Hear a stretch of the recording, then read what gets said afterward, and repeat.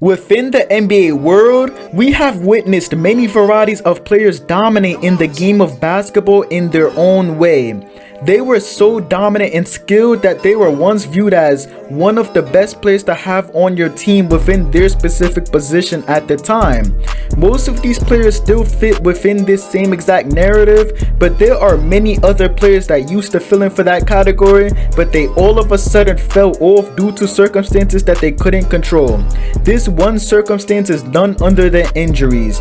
Injuries is an aspect that is obviously involved within the game of basketball, but some players experience some of the worst kinds of injuries that they simply couldn't come back from. And these injuries were the main cause for some players to not be able to play as skilled or dominant as they were once able to do in the first place. There are some players that have experienced the worst injuries possible within the NBA league as of right now, and some of these players are either a free agent waiting for a team to sign them to a contract, and then there are players that simply can't play within a professional setting anymore.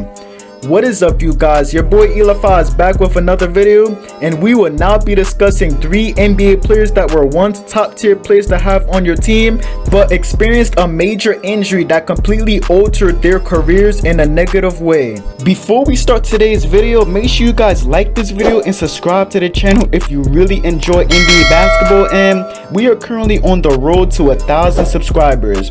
And just a quick feedback, let me know if you guys prefer these type of videos with me just talking with videos and pictures playing in the background, or if you guys prefer videos with my face cam on while I am talking. But other than that, let us start today's video. There are 2 players within this video that you guys could probably guess will be in this video, and one of those players is Demarcus Cousins. If you guys started watching NBA basketball in the 2019 NBA season, you would have never guessed that Demarcus Cousins was once a player that players and teams were scared to go up against.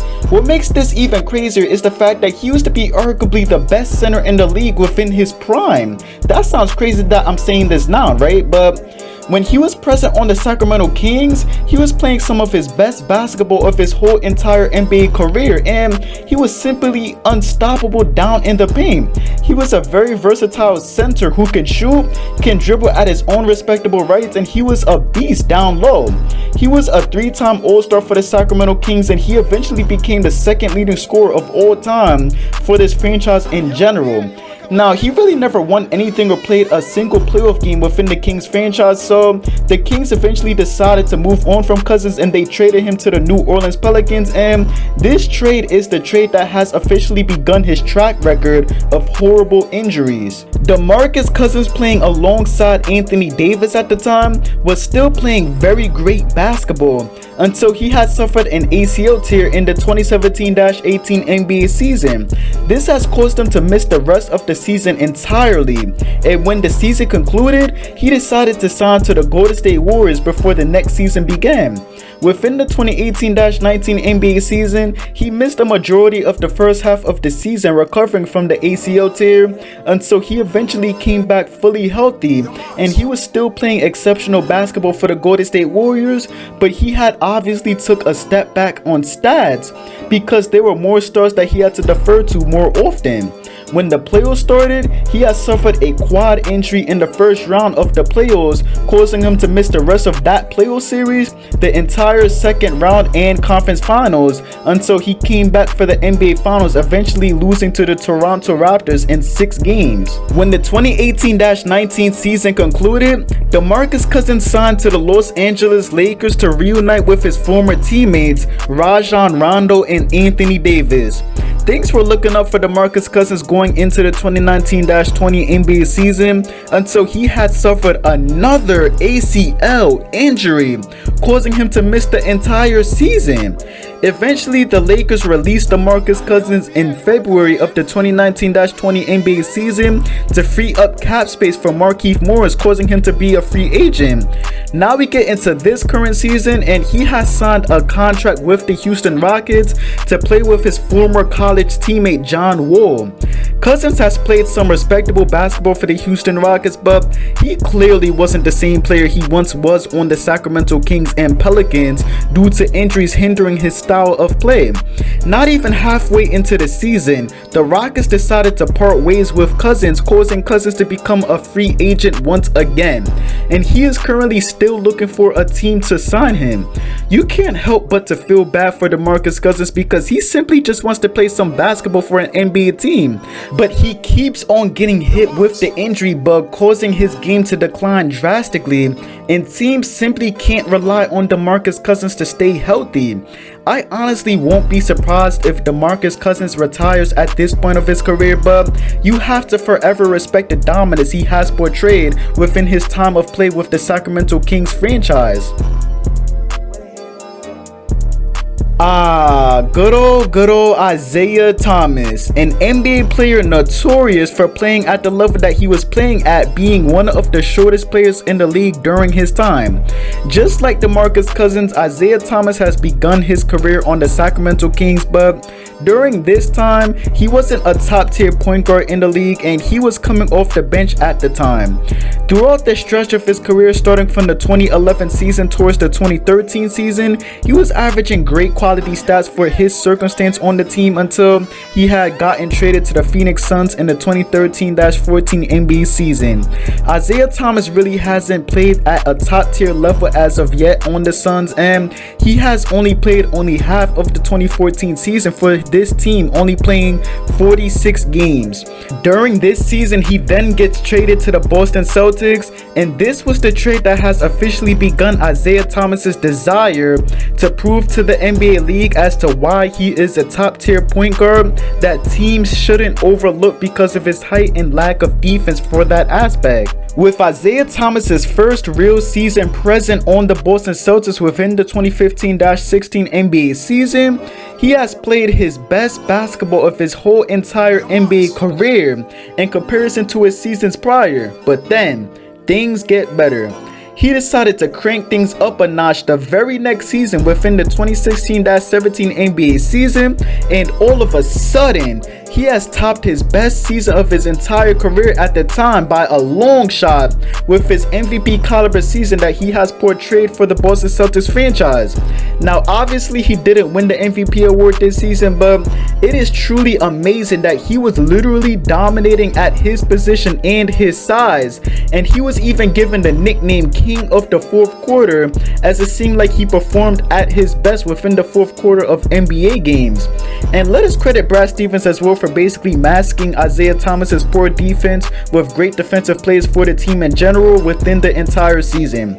But now we get into the NBA playoffs, and he experiences a family death which obviously impacted him greatly, and then he comes back and drops 53 points, honoring the death of his family member for that great accomplishment. As great as things may seem for Isaiah Thomas right now, things started to take a turn for him at the beginning of the conference finals of the playoffs. Isaiah Thomas has suffered a hip injury, causing him to miss the entire series, losing to the Cleveland Cavaliers in 5 games. And during the offseason, Thomas has once again gotten traded along with Jay Crowder to the Cleveland Cavaliers for Kyrie Irving in return. Fans were expecting Isaiah Thomas to perform well with LeBron James since he literally just came off of an MVP caliber season for the Celtics, but that simply wasn't the case. It seems like that hip injury hindered his game at a very high frequency to the point that he simply regressed enormously playing for the Cleveland Cavaliers, and he eventually got traded from the Cavs mid-season to go to the Los Angeles Lakers, and then it became an endless cycle for Thomas being traded from the Lakers to the Nuggets, and then from the Nuggets to the Wizards, and now he isn't even on an NBA team anymore. It is crazy how one injury can alter a player's career and play style so great to the point that they regress that much in a span of one season, to where NBA teams simply don't see any value for that specific player in particular. And we are seeing as to what may be the end of Isaiah Thomas's career in comparison to before the hip injury he suffered and the outcomes that we have witnessed with the injury that he has experienced. Derrick Rose. How could I make a video pertaining towards this topic and not include Derrick Rose in here? Now, if we base Derrick Rose's career as of currently, it is still known that he is still able to play basketball at a very high level, and he still has respectable value that he can provide for an NBA team. But things get way deeper for Derrick Rose's career than this. Derrick Rose has gotten drafted by the Chicago Bulls in the 2008 NBA draft, and he was playing phenomenal during his young career. And then we get into the 2010-11 NBA season. This marked and this still marks his best season of his entire career.